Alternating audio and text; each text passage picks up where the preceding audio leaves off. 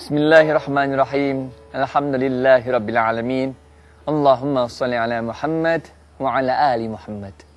Pemirsa sekalian rahimakumullah, seorang ulama besar, Imam Hasan Al-Basri, seorang ulama besar yang tinggal di kota Basrah, Irak saat ini, sehingga dinamakan sebagai Hasan Al-Basri. Artinya Hasan yang berasal dari kota Basrah.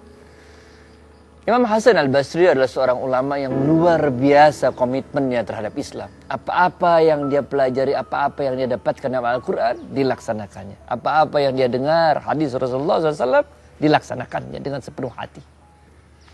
Diceritakan ketika itu bahwa Imam Hasan Al-Basri mempunyai seorang tetangga yang beragama Nasrani. Rumah mereka berdempetan satu sama lainnya. Kebetulan tetangga ini mempunyai atau membuat kamar mandi di atas loteng rumahnya.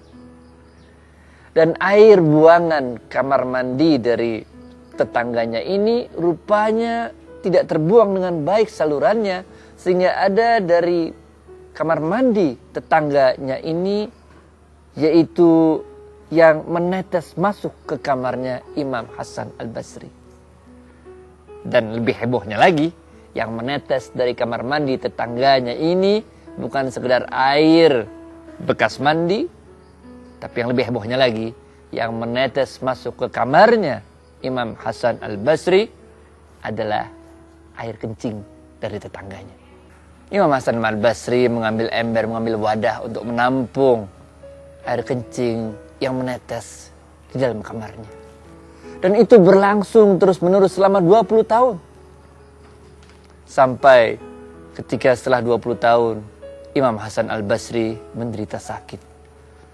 Kemudian berkunjunglah tetangganya ini, sebelah rumahnya ini berkunjung, mendatangi rumahnya Imam Hasan Al-Basri. Dan karena waktu itu Imam Hasan Al-Basri telah sakit, tertidur di tempat tidurnya, sehingga tetangganya inilah untuk pertama kalinya dalam 20 tahun masuk ke kamarnya Imam Hasan Al-Basri.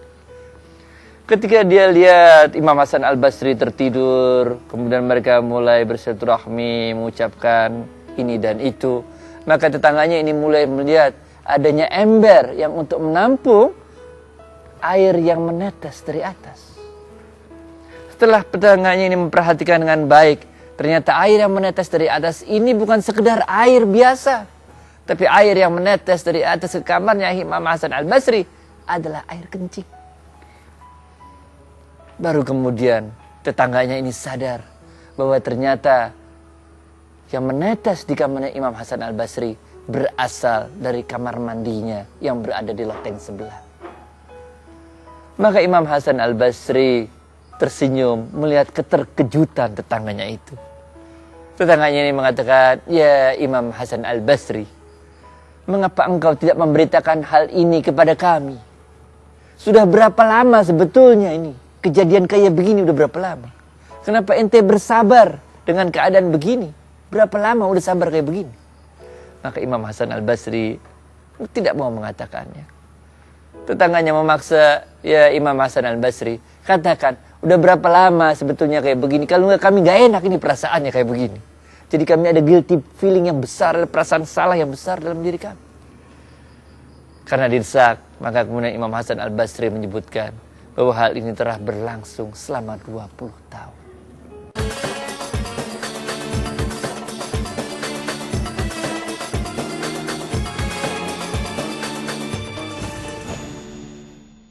Mari tunaikan zakat melalui Al-Azhar Peduli Umat, insya Allah menjadi keberkahan bagi mustahik serta muzaki. Karena zakat adalah energi. Mari tunaikan zakat melalui Al-Azhar Peduli Umat, insya Allah menjadi keberkahan bagi mustahik serta muzaki. Karena zakat adalah energi. Mari tunaikan zakat melalui Al-Azhar Peduli Umat, insya Allah menjadi keberkahan bagi mustahik serta muzaki. Karena zakat adalah energi.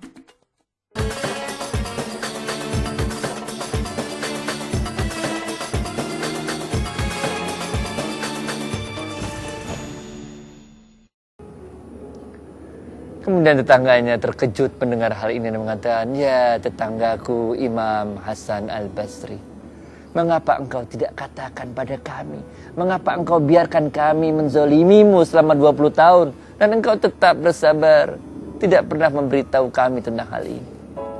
Apa jawaban Imam Hasan Al-Basri ketika itu?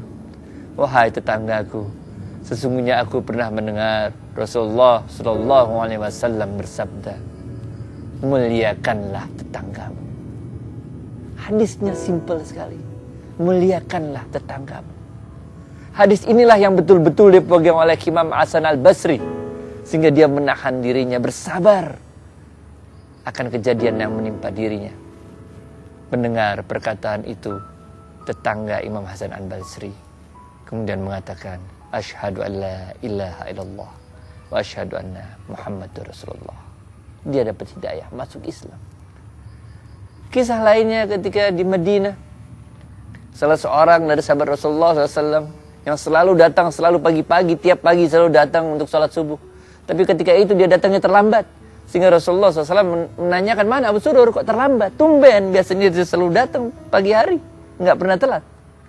Belum sampai ada yang menjawab, Abu Surur lari tergopoh-gopoh. Ya Rasulullah, maafkan aku terlambat datang. Kenapa? Kok tumben-tumbenan terlambat datang, kata Rasulullah SAW.